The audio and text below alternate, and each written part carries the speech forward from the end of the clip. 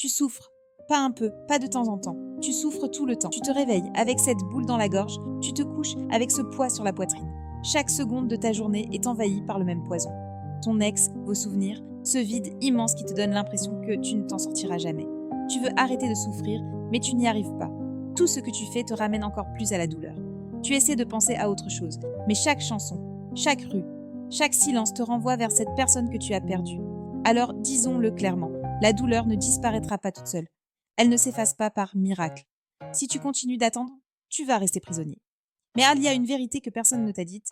Ta souffrance n'est pas une fatalité. Elle n'est pas une condamnation à vie. Elle est une réaction, un état, un processus. Et tu peux agir dessus.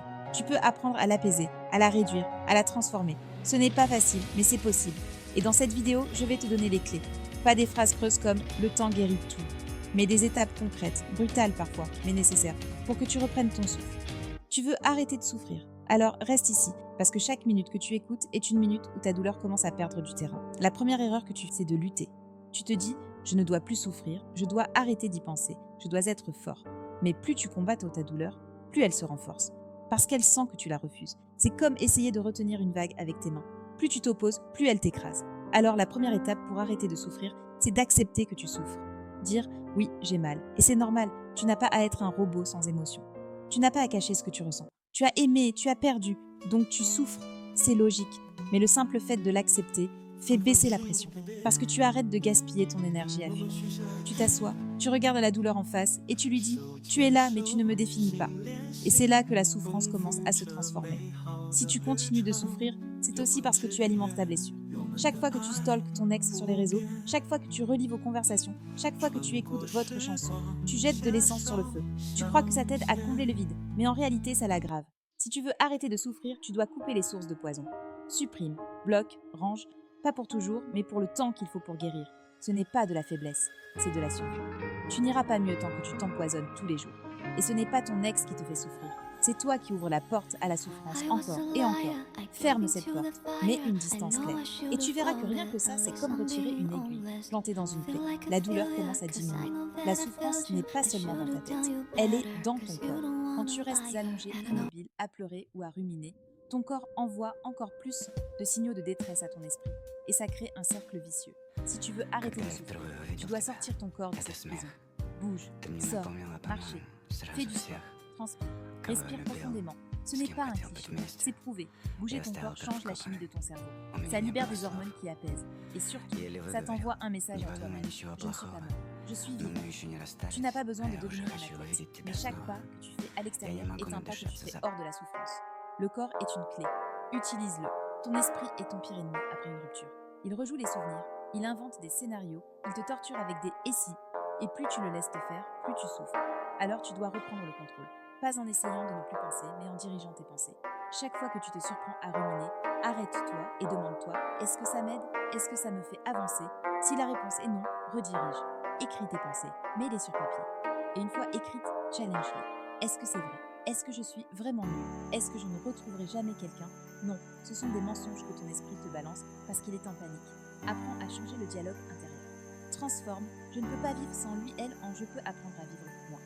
Plus tu contrôles ce langage, plus la souffrance perd de son pouvoir. Une des raisons pour lesquelles tu souffres autant, c'est parce que tout ton monde est encore organisé autour de ton ex. Tu fais les mêmes trajets, tu manges les mêmes plats, tu regardes les mêmes séries, tu vis comme si la personne allait revenir.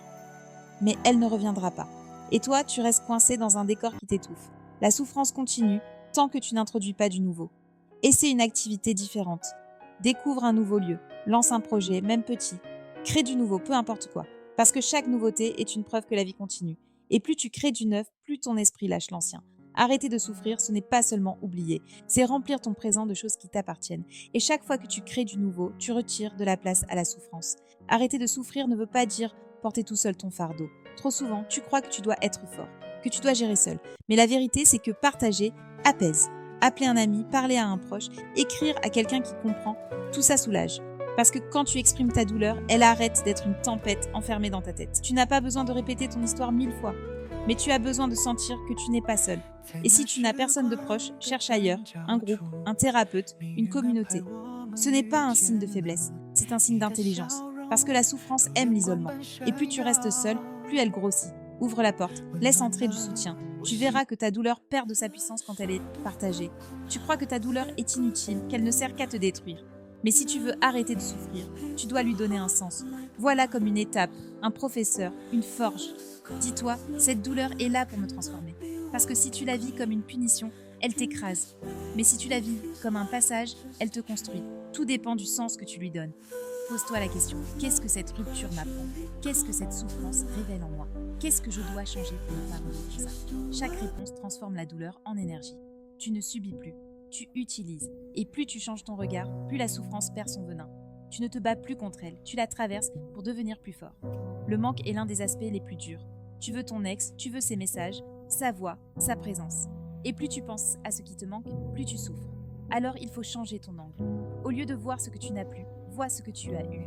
Tu as aimé, tu as connu l'intensité. Tu as vécu des moments que beaucoup ne vivent jamais. Oui, c'est fini, mais ce n'est pas rien. Chaque fois que ton esprit dit « je n'ai plus ça », réponds « j'ai eu ça ».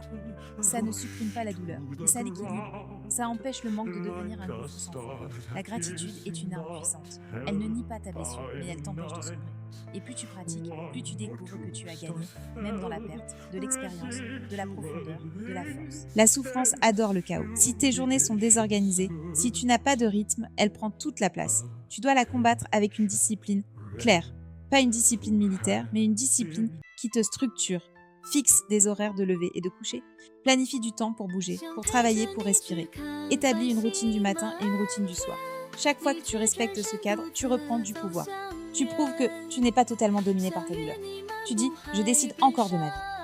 Et cette discipline devient une colonne vertébrale. Quand ton esprit se perd et te ramène, la discipline ne supprime pas la douleur, mais elle l'empêche de t'engloutir. Et petit à petit, elle t'amène vers la guérison. Ta souffrance vient en grande partie de là. Tu es bloqué entre le passé et le futur. Tu revis ce que tu avais. Tu angoisses de ce que tu n'auras plus. Mais la vérité, c'est que le seul endroit où tu peux respirer, c'est le présent. Ici, maintenant, ce café devant toi, cette promenade, cette respiration, apprends à ramener ton esprit dans l'instant. Par la méditation, par la respiration, par des activités où tu es pleinement concentré. Quand tu es dans le présent, le passé perd son pouvoir et le futur cesse de t'effrayer. C'est difficile au début, mais chaque moment que tu vis pleinement est une victoire sur la souffrance. Parce que la souffrance vit dans les souvenirs et dans les projections. Elle n'a pas de place dans le présent. Tu souffres parce que tu crois que ton avenir est détruit. Tu vois devant toi un vide, mais c'est une illusion. Ton avenir est encore là, vaste, ouvert. La rupture a fermé une porte, mais elle en a ouvert 100 autres. Tu ne les vois pas encore, parce que tu es concentré sur ce qui est perdu, mais elles existent. Commence à rêver, à nouveau. Pas forcément à une nouvelle relation, mais à des projets, à des aventures, à des expériences. Pose des objectifs, imagine des possibles. Ton avenir n'est pas fini. Il attend que tu l'écrives. Et plus tu crois en lui, plus tu avances. La souffrance te fait croire que tout est noir. Mais l'avenir, c'est toi qui l'éclaires. Arrêter de souffrir ne veut pas dire ne plus jamais avoir mal. Ça veut dire que la douleur ne te contrôle plus. Et c'est ça la vraie force. Sentir que même avec un cœur brisé, tu peux avancer. Que même avec des cicatrices, tu peux aimer à nouveau. Que même avec des pertes, tu peux créer une vie pleine. Un jour, tu regarderas en arrière et tu verras que cette rupture n'a pas été la fin, mais le début. Que ta douleur t'a forcé à aller chercher une puissance que tu n'aurais jamais découverte autrement. Tu seras plus fort, plus conscient, plus libre. Ta force intérieure est l'héritage de ta douleur. Et c'est ça qui fait de toi quelqu'un de plus solide, pas quelqu'un de brisé. Arrêter de souffrir après une rupture, ce n'est pas un rêve inaccessible. C'est une décision, un chemin. Accepter la douleur, couper les poisons, bouger ton corps, reprendre ton esprit, créer du nouveau, chercher du soutien, donner un sens à ta douleur, transformer le manque en gratitude, mettre en place une discipline, vivre le présent, croire en ton avenir et reconnaître ta force. Voilà les étapes, voilà ton chemin. Tu n'es pas condamné, tu n'es pas fini, tu es en reconstruction. Et cette reconstruction peut donner naissance à une version de toi plus forte que jamais. Alors si tu veux continuer à avancer, si tu veux plus de clés pour transformer ta douleur en force, abonne-toi à cette chaîne. Chaque semaine, je partage des outils et des histoires pour t'aider à arrêter de souffrir et à créer une vie nouvelle. Clique maintenant, parce que ton chemin vers la liberté commence ici, aujourd'hui.